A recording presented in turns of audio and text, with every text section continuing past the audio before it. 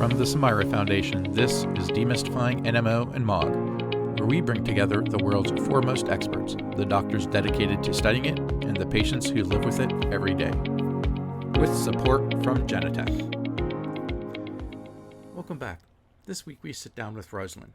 Hailing from Nairobi, Kenya, she's in the UK finishing up medical school. She's going to share with us her journey from being turned away by her local neurologist because she wanted a second opinion to finally being diagnosed with NMO. Her path in life would eventually lead her to pursue a career in medicine, but her own experiences would present some unexpected obstacles. Roselyne provides some excellent insight into clear, empathetic communication, self-advocacy, and embracing identity beyond illness. These are lessons that are well suited for all rare disease patients, students, and healthcare professionals. Well, I appreciate you stopping to talk to us today, Roselyne. Would you mind telling our listeners a little bit about yourself? So my name is Roselyne. I'm a 27-year-old female from Nairobi, Kenya. I was diagnosed with Neuromyelitis Optica in July 2015. I'm currently a student in the UK studying medicine.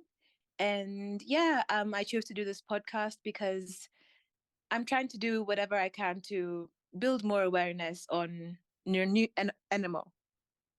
So you were a patient first, and then you opted to get into healthcare. Was that decision driven by your experiences as a patient, or was that an interest that you had previously? So I always knew I wanted to work in healthcare. I've always had an interest in helping people and being involved in looking after well-being. Healthcare has always been a main interest of mine. Actually, when I did get diagnosed because of the poor treatment that I did receive, I did opt to not do healthcare because of my experience. But I did decide to go back into what I wanted to do. So being on the patient side of things was pretty discouraging then, that it made you kind of step away and consider not pursuing healthcare as a career then. Yes. So when I was diagnosed, the way the information was relayed to me wasn't the best. So I went through quite a few misdiagnoses, and the process of being bounced around a lot and not feeling, I didn't feel like I was treated like a human being. I really did feel like a guinea pig at the time. And it really did. Growing up, medicine is visualized as a process of helping others and always putting the patient first. But from my own experience, it really did affect me badly. So at that time, I did pull back. I took a gap year at the time while I sorted my physical therapy out. I held back on going to uni. I applied to neuroscience actually because at the time I was really interested in understanding what NMO was and seeing if studying more about the background of neurology and neuroscience was a better idea for me. So I did reapply to studying neuroscience instead of going into medical school. And along the way, I shifted back and back into pursuing a medical degree. It seems like a lot of people that I speak to in the rare disease community kind of have those very similar experiences where they feel like that going through their diagnostic odyssey, they get this feeling that the clinical mindset tends to be a little bit out of touch with that, the way the patient is experiencing that same process. It And really was. yeah, and it seems to either, push people away or kind of bring them into the fold where they say, that's enough, and I can't allow that kind of mindset to be pervasive in healthcare. Exactly. What can I do to change it? Exactly. Have you been able to use your experiences with having a rare disease to help educate your classmates or your instructors? So my process with animal, I'd like from from the other people that I've interacted with that have suffered with NMO, I do feel like I've been in a more fortunate position. I did recover almost fully from my symptoms. So I managed to go back to school and almost live basically a normal life. So I do take it upon myself to inform my closest friends. If I do happen to live with housemates and my partners, I always inform them that I do have NMO. So me having NMO is never a secret, but it's something that I do tell people closest to me, just in case I happen to be in a position to need help. Right. So me personally, where I studied for university was we didn't have the best modes of transport. So I've had situations where I was having relapses with optic neuritis, and I couldn't particularly see well. And we wouldn't have any buses, or the buses would come hourly, and the taxi services weren't the best. So it's these friends that I'd have to rely on to take me to hospital to get my prednisolone. And yeah, so it's a case of informing those closest to me. That's my on a friend basis. And then within within my clinical settings, I do inform. I had a situation where I was on a stroke unit, and that was when I realized I personally didn't even want to study neurology anymore, because for the longest time I almost felt guilty for having NMO and feeling like it was my obligation to understand more about what the background behind what NMO really involved. So on my stroke rotation was the closest I'd ever come to having seen patients with my own symptoms. So that was being around patients with they had just had strokes, so they were either unable to walk, unable to get to the bathroom, unable to see, and just the feeling of helplessness was the closest I'd ever come to relating to somebody that had been in my position. So in that Mm. moment, it all hit me at once, being around people who had symptoms like my own. So in that moment, I had to excuse myself from my lecturers. Um, there was a point where I didn't even want to go to class because like I said before, I feel like I've been a lot more fortunate than other patients that have suffered with NMO. So sometimes I even forget that I am sick. And in that moment, all I could remember was being sick, being around patients that had my symptoms. So in that time, then I had to educate my classmates. I had to inform my lecturers that I wasn't not coming to class because I wanted to ditch class technically, but it was just really it almost felt like PTSD in short. Yeah, so that was me telling my lecturers and telling my friends on the course. That's a really good point. Having had your own experiences in the healthcare system, especially experiences that were not very positive, and Yeah. then being put into that setting as a student and as a clinician, the psychological impact of being amongst people who are sick and struggling and being drawn back to that, like you said, it was PTSD type of symptoms, and It um, felt like having to PTSD, but manage it that. honestly it was an eye-opening experience for me, because like I said, once I felt sick, it almost became it felt like an obligation to, in as much as I'm studying medicine, I felt like I had to then be a neurologist, because I had such bad experiences with my own neurologists. I felt like I had to be a neurologist. But being in a setting where I was among patients like myself showed me that I can't, it's not a field that I can be in every day because of the mindset and the fear that it puts back in me. So in that moment, I then had to step back and realize, in as much as I have NMO, I don't have to make NMO my life. I can do what I can to educate those around me, but I should still be able to pursue what I wanted to do before I had NMO without feeling like I have to make my whole life, my whole career revolve around NMO. And that kind of leads into my next question. Healthcare Hmm. professionals that have extremely demanding jobs and it takes a toll on them. And then you add in the demands of living with NMO or MOG or whatever. How do you strike that balance of self-care and how does living with NMO affect your ability to practice? So, as a start, every clinical setting that I have to go into, I first have to inform the occupational health team because of my past relapses, I do have a little bit of stiffness in my hands, and it affects my dexterity.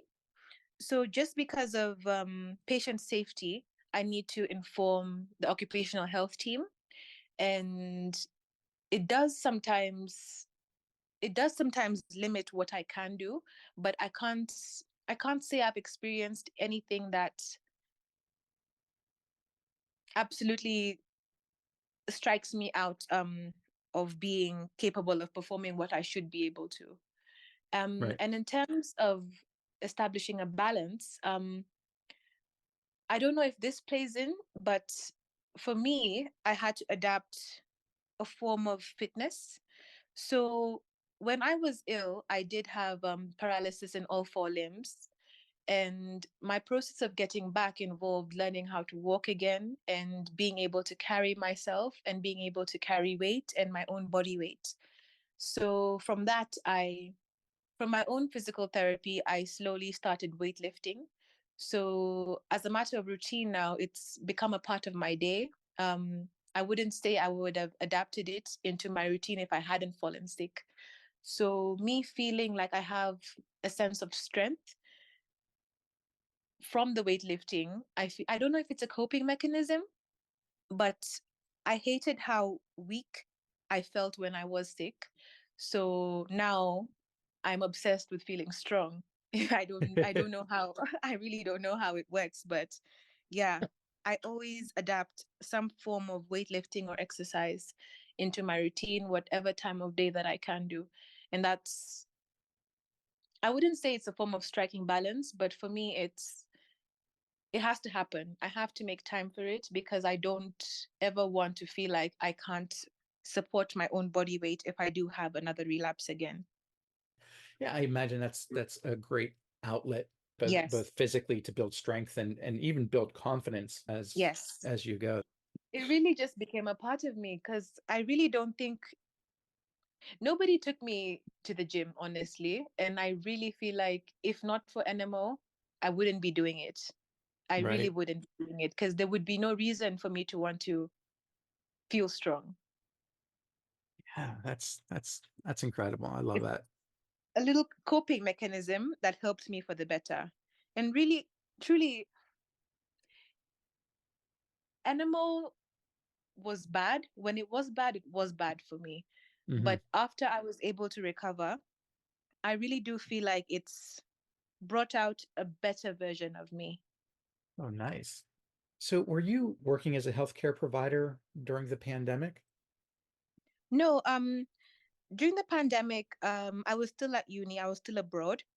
I was through my general practitioner, I was highlighted as being a person at risk. So I couldn't be anywhere on the front line at all. If anything, that was the first time I actually felt like a sick person because they wouldn't let me go anywhere near the hospital. I was restricted from going anywhere where there was known to be any COVID patients, even when we went back to school. So any respiratory wards I wasn't allowed on, any ICU wards I wasn't allowed on. During the pandemic, I was fortunate enough to be classed among people that could have shopping delivered to them. So the government, what they would do in the UK at the time is they'd provide groceries, just the bare necessities for anybody that was considered at risk, and that would sort of shield me from having to be around supermarkets or crowds of people. Yeah, it was very helpful. It really was. I can imagine. What advice would you give to any healthcare professionals who may be struggling with a chronic illness or disability, just based on your experiences? Um, health from to a healthcare professional, from my own experience, I had to learn to not be my disease. Because I'm in a field where I'm in a position to educate, to learn more and be more within that field. At first, I first had to establish, or not even establish, but remember who I was and what I wanted before I fell sick. And I then had to ask myself if I was choosing a career path because of my illness or because it's what I wanted to do. So once I realized I'm actually not interested in neurology, then I could actually let myself grow the way I would have grown if I wasn't sick. So, from my own experience, um, I'm choosing to do the best I can to educate whomever I can about my condition and expose myself to platforms where I can speak on it, whether it be as an advocate or as an informant or through support. Um, I'd much rather do that and then be able to pursue my own life the way I would have done without NMO. So for me, what that looks like is doing this, doing what I can as an ambassador to speak on NMO, build awareness, um, but still be able to put that aside and say I want to be a pediatrician and be a pediatrician entirely. So for me, what that is, what I'm trying to say is be who you are without the disease. So the disease shouldn't be able to have too much power on how you present yourself and how you choose to direct your path in your chosen healthcare role. I think that's excellent advice for anyone living with a chronic illness or a rare disease. I don't even have anything else that I could add to that. That was so well put. So thank you for sharing that. That was incredible. No worries. Moving on to kind of the dual role of being a clinician and a patient. Would you have suggestions for clinicians on how to build better relationship with patients that are managing chronic illnesses? So again, speaking from my own experience, it starts having a chronic illness. That's your doctor almost becomes, I want to say, your best friend or the person you should be most dependent on, because when you do have a relapse, that person should be someone you trust entirely, in knowing that they have your best interest and they will act accordingly based on your own condition. So for me, that's something I lacked when I was diagnosed. So initially I had said I really didn't want to do medicine based off how I was treated.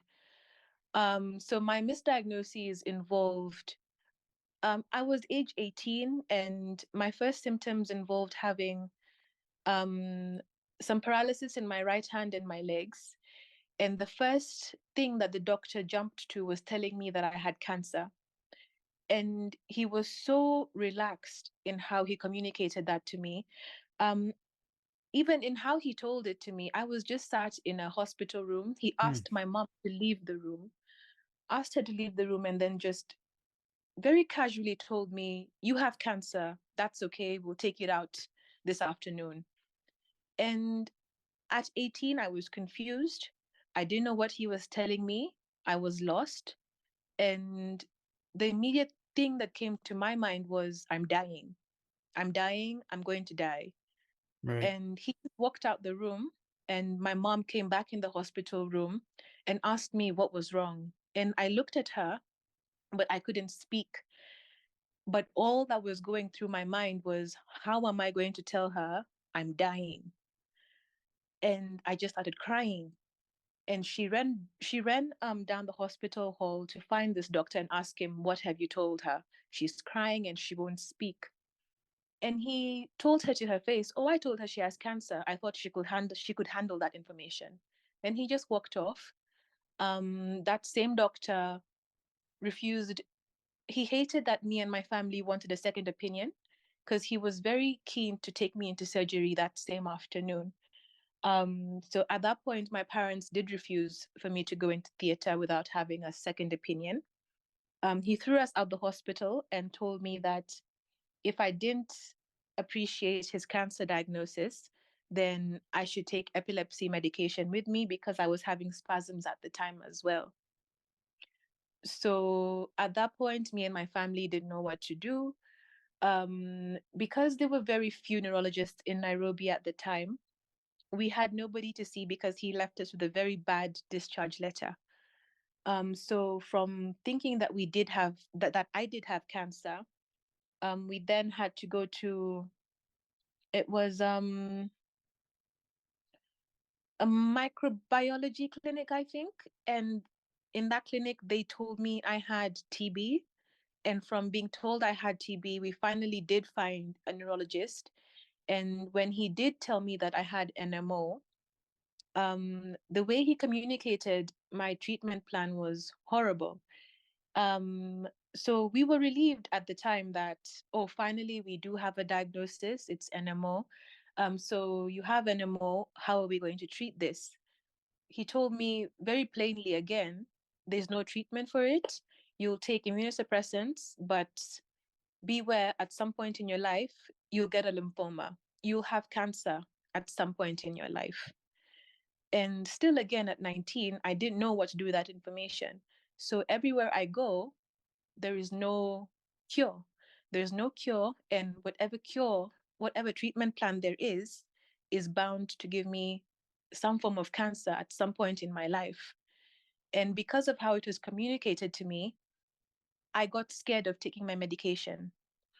And even being a medical student, I'm aware about the importance of compliance.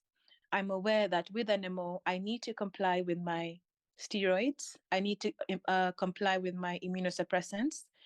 And all of this is to ensure that my antibodies are as low as they can be.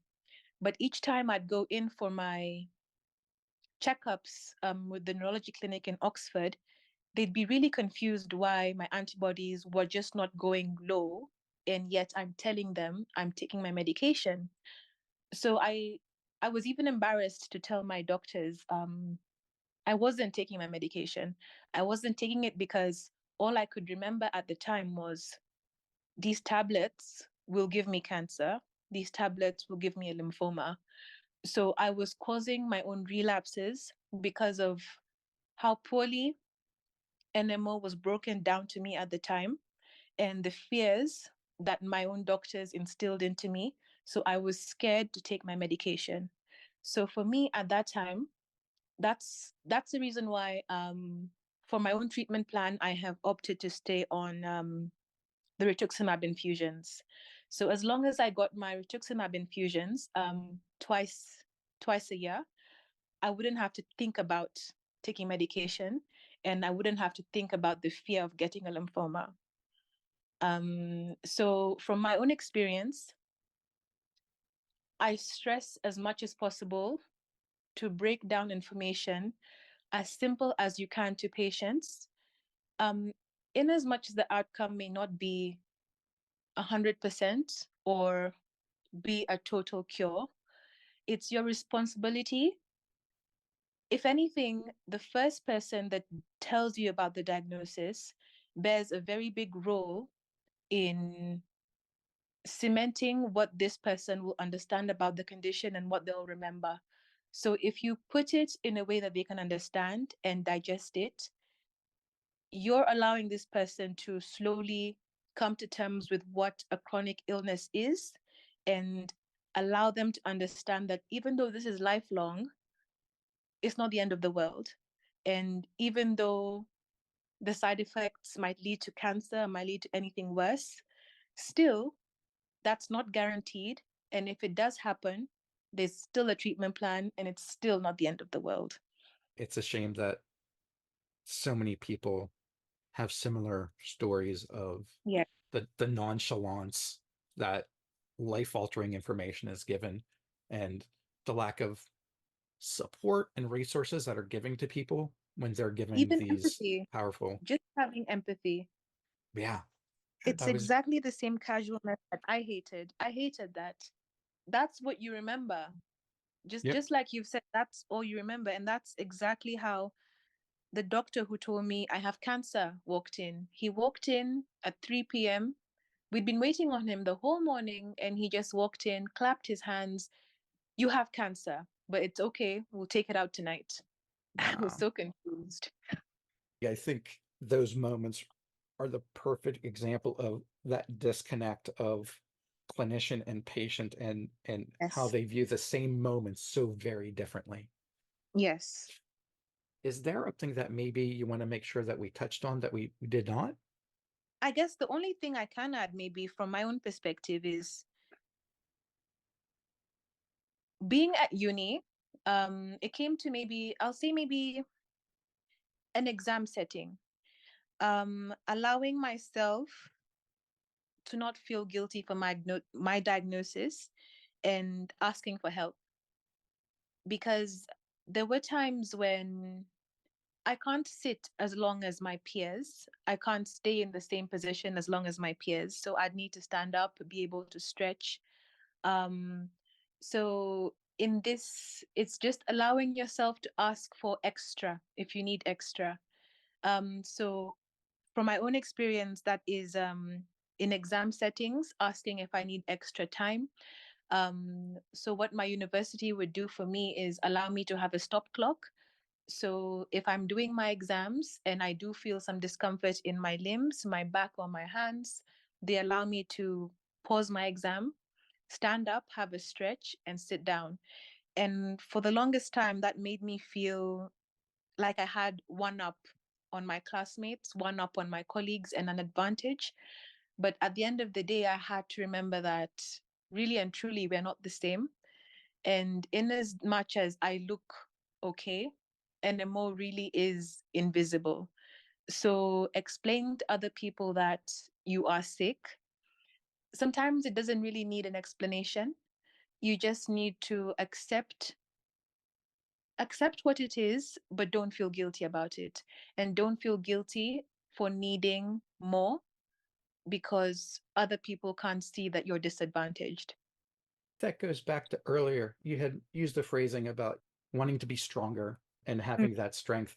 And an excellent example of your strength was the way you were able to acknowledge this disease, separate mm, yourself from it, and then being able to openly communicate what your needs were, um, yes, and understanding your capabilities, and then yes. just attacking life, going after what you wanted and what you had decided. Again, truly an excellent sign of strength. Oh, thank you. Thank you. Once you're Well, able to make that distinguishing difference, for me, that's when life started to make sense for me again. Once I was able to separate who I am from who I am with NMO, a lot started to make sense for me. I can live life normally, but my life doesn't have to be NMO, is what I'm trying to say. You can have a totally normal life and still have NMO. no, I understand what you're saying, and I think Yeah, people will get it that, um, you are you, you are not a disease, so to say. exactly. So, well, thank you for sharing your story from that Oh, terrifying anytime. diagnostic odyssey, through the decision of going to medical school and everything that you're doing to make a difference in the clinician community, but also for the patient community. Really appreciate it, and thank you for, again, the work that you're doing and for talking with me today. Absolutely welcome.